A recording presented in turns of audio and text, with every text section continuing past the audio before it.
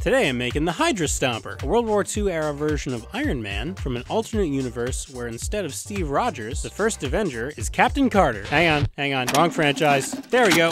For this build, I used EVA foam dowels, craft foam, coffee foam, putty, super glue, contact cement, plastidip, knife sharpener, paint, cutting tools, sanding tools, safety gear, a tesseract, scissors, razor pens, and a box cutter. First, I traced a helmet dome template onto a sheet of EVA foam floor mat. I made this dome template years ago and have been refining it ever since. I thought for sure that I'd retire it because in the last build video, I made an even more spherical dome template, but the Hydra Stomper Iron Man suit, the head's got a more oval shaped skull cap that actually works better with the older template. Yeah, I was thinking of even putting one inside the other, but that seemed a little redundant. There's a link to it in the video description down below, along with a complete version of the full helmet, which I developed over the course of this build. I flipped the shapes to get the reverse side. As I trace, I'm making sure to get all the registration marks so that I can line up the pieces later. And I'm labeling them front, back, left, and right, just to prevent further confusion. It is possible to get them mixed up. Next, I cut out the pieces with the box cutter. Make sure to cut with the blade angled straight up and down, otherwise you'll get a ridge in your armor. The EVA foam will dull out your blade, so you'll have to continually sharpen it with a knife sharpener. I switched to scissors for some of the simpler cuts, and then finished them off with a work knife. I also made side pieces, then I heat formed them with a heat gun,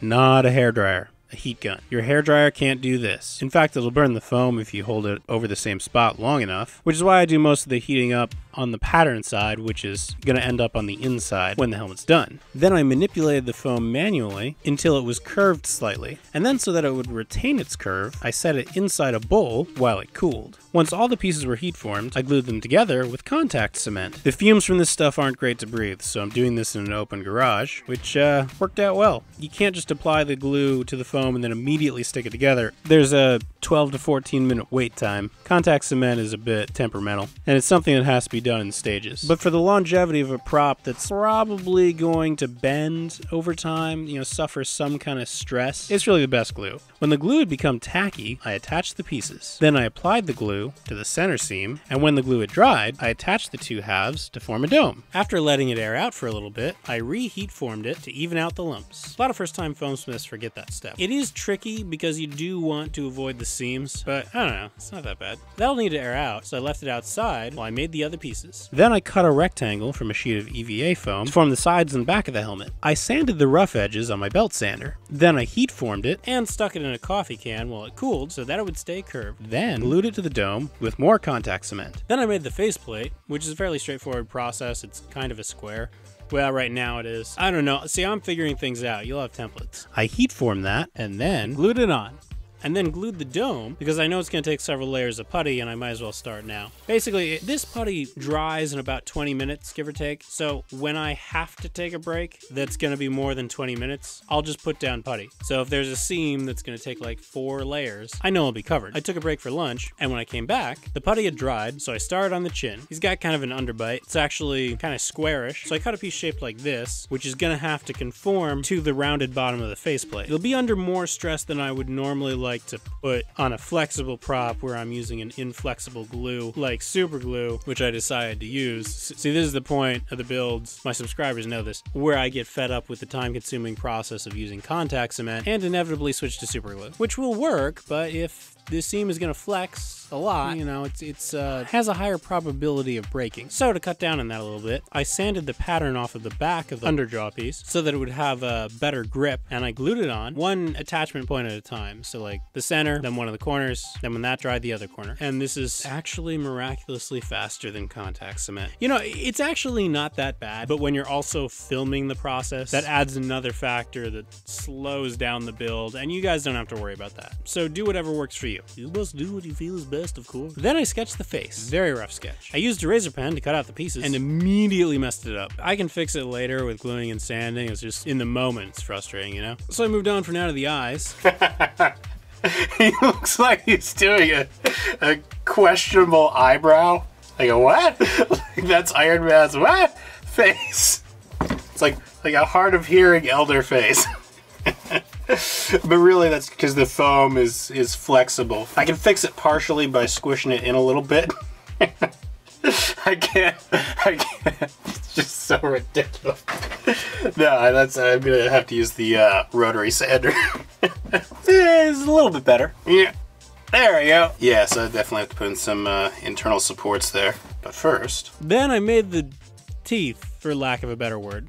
I guess like it's a mouth, but really it's a air intake vent, right? So. Baffles? What am I talking about? Baffles is totally a better word. Not lacking for a better word. Yeah, using that English lit.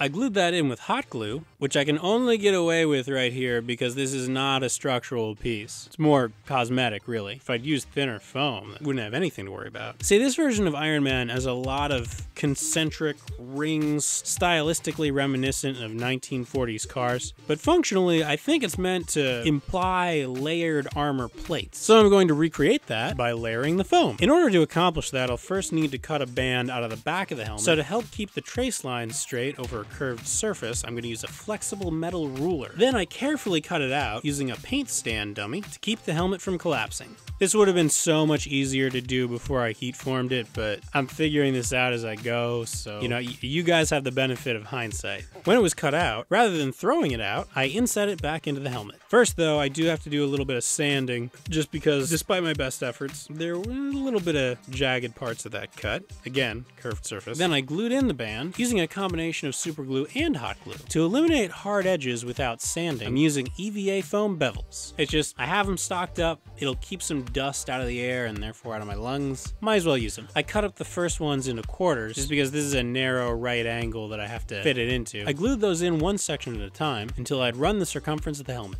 So these are the details that are meant to go on the top. They'll have to be refined in the belt sander, because I think they're just slightly raised surfaces. But the ones on either side, I think those are supposed to be vents, but they kind of seem like the Rocketeer's air intakes, but they're reversed. So stylized vents, I don't know. Those were cut with zero precision whatsoever. Just totally eyeballed it, so gonna have to even those out and round the edges on the belt sander. You should probably wear some kind of protective clothing while doing this, or even just, you know, a shirt. It's not like the foam debris is hazardous. Just if you slip, that'd be very painful. But it's like 1,000,000 degrees out right now as of filming this. It's all the degree, every single degree is what it is right now. Celsius. So you know it's bad. You don't know precisely how bad it is because the American education system has failed me, but definitely some amount worse than all the degrees Fahrenheit. When they were rounded, I glued them on top of the helmet. So I'm really glad that they're doing this what if show because I feel like I missed the boat on a lot of Marvel props simply because I didn't know how to make curved armor when the earlier Marvel movies were coming out.